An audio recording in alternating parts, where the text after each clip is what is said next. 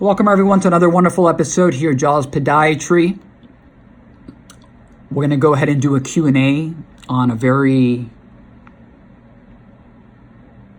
hot topic, the ingrown toenail, aka the paronychia.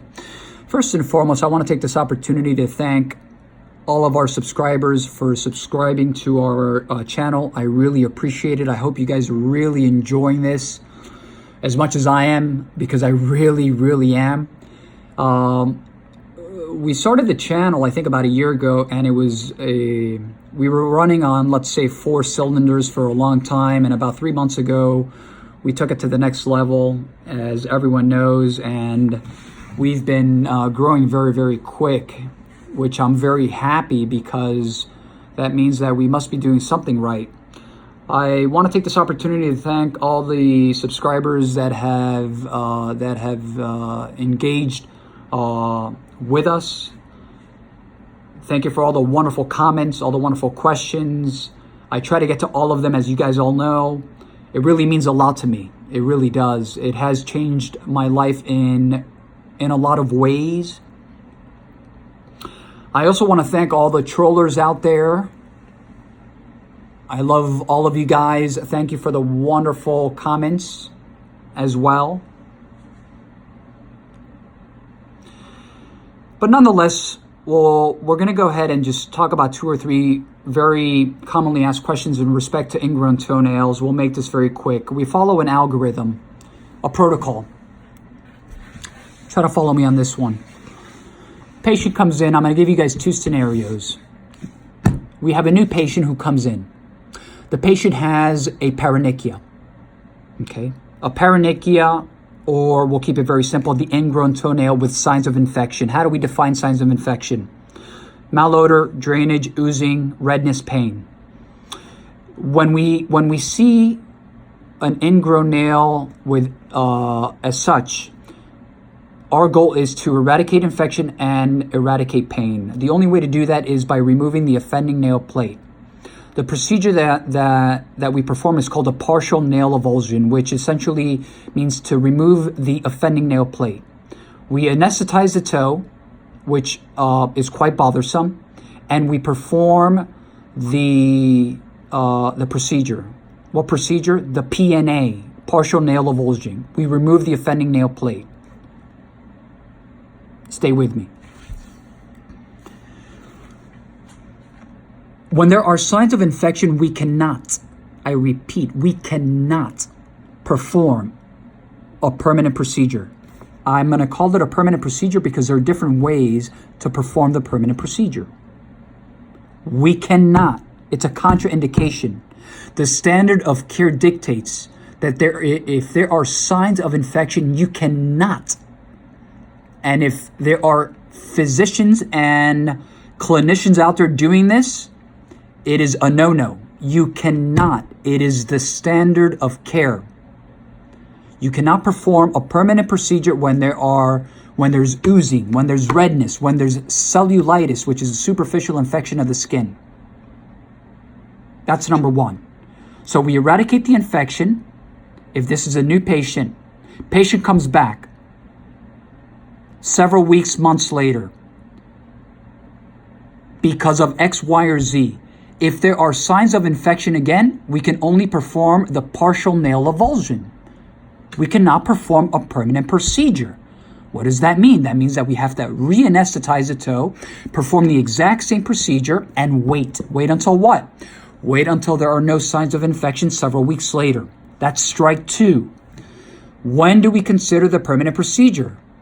When the patient decides, number 1, that it becomes a chronic problem, and then the patient needs to make the decision to come back into our office to have the toe anesthetized for the 3rd time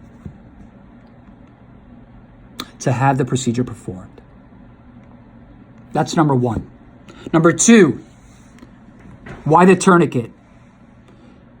I've said it before and I'll say it again.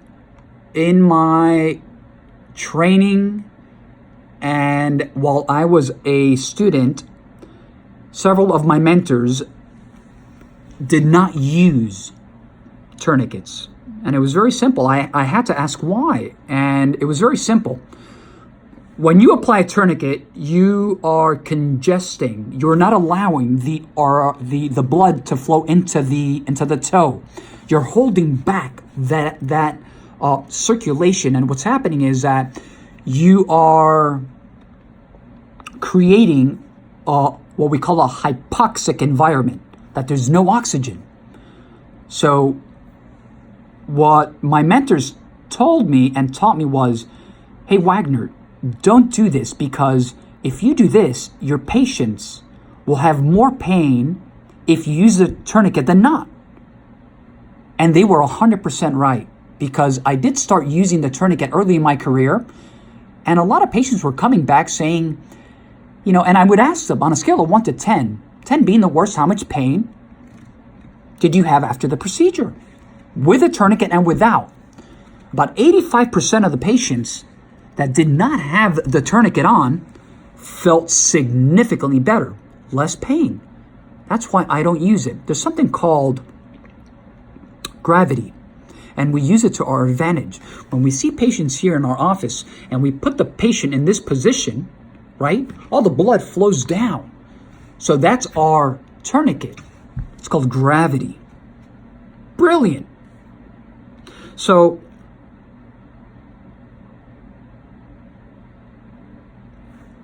I'm going to tie this question as well into, now that we're talking about the tourniquet. When is it the only time that we use a tourniquet here at Jaws Podiatry is when we perform a permanent procedure. That's it. There should be no other time or reason, unless someone does not, a doctor, physician, or clinician, they may not feel comfortable with just, seeing a little bit of blood. If they're performing only a PNA without the chemical or the permanent procedure, there's no need. Okay? Only time we use a tourniquet is when we perform a permanent procedure that the area needs to be totally and completely free of any blood, because the blood will dilute. If we use a chemical, it will dilute the chemical itself, the percent, the strength. So that's number 2. Number 3, a lot of people like to know, once you remove the offending nail plate, we perform the partial nail avulsion. A lot of people ask, well, Dr. Wagner, if you didn't do the permanent procedure, the new nail that grows out, won't it re-ingrown itself into the pocket again, or the nail fold? And the answer is no. If we follow the protocol we have here at Jaws Podiatry, we focus our efforts on prevention, which is the key. We educate the patient, right? There are ways, there are little tricks of the trade that we use to prevent reoccurrence of the problem. And that's where we focus our 90% of our efforts on. Prevention.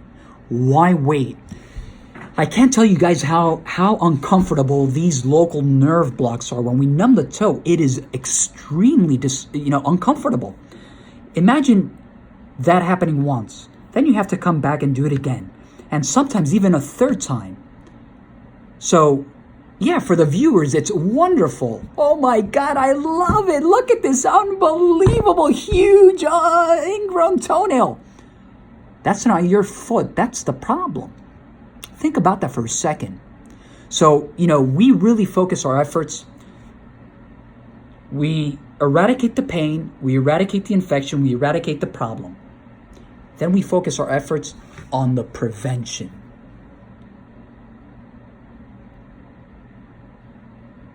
It's very simple. I hope this, if I missed any other, questions, please feel free to just write on the bottom any questions that you guys may have, anything that I may have left out. Please post it.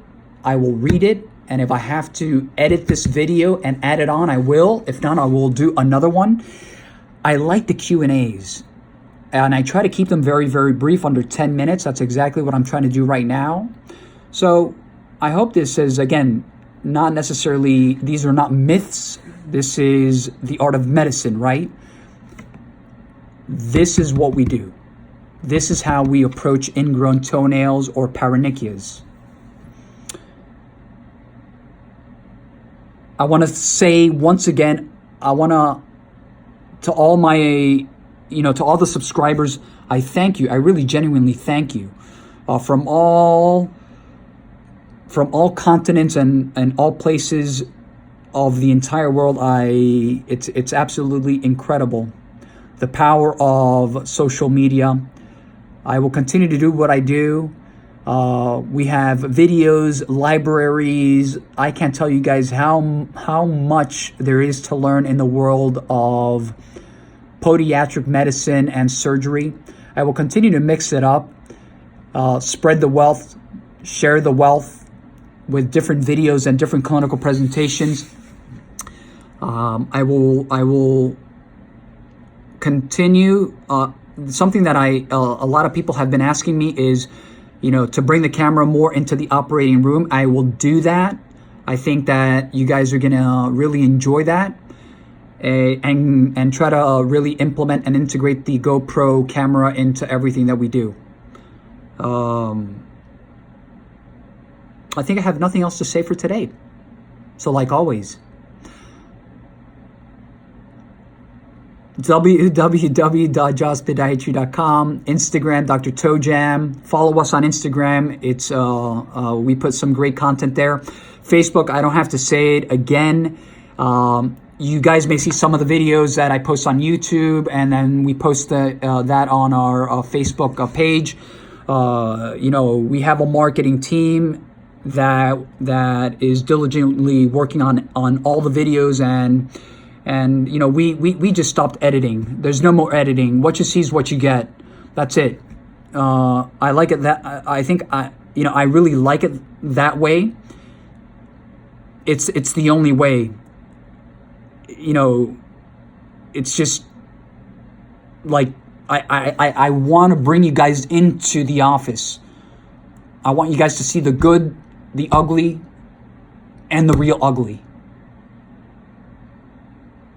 I can go on and on and on, but I won't.